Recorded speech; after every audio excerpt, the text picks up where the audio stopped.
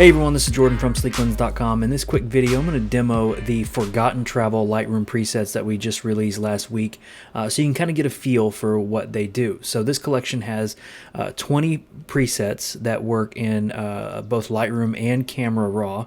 They're the XMP presets.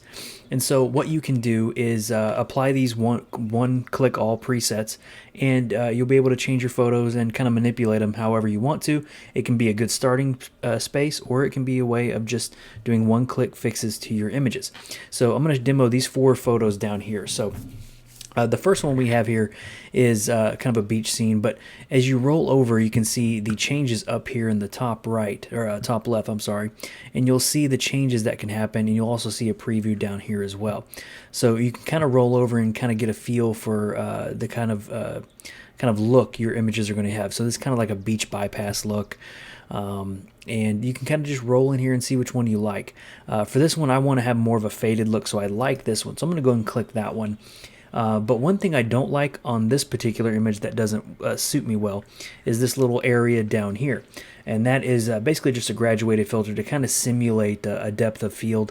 And so what we can just do is click on this graduated filter here, click on this little handle, click to delete, and there we go. So we have the overall look, but like I said, you can further these images and these effects to suit how you like them to be.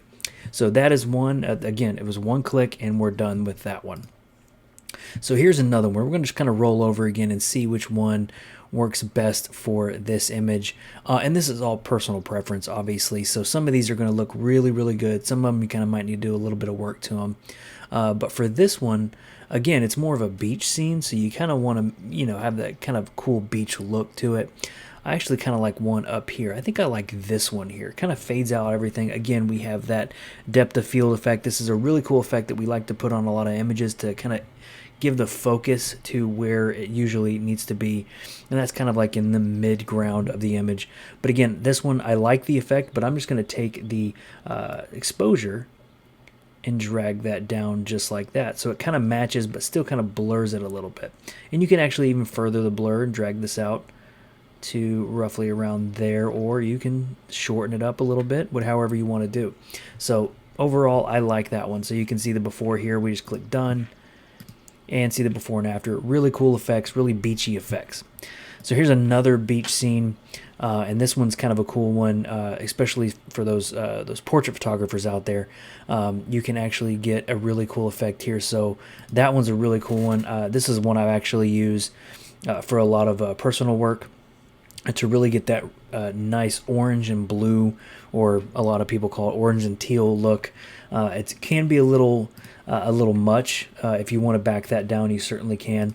So you can go over here, and again, with the graduated handles, you can take the warmth down a little bit so it's not as yellow.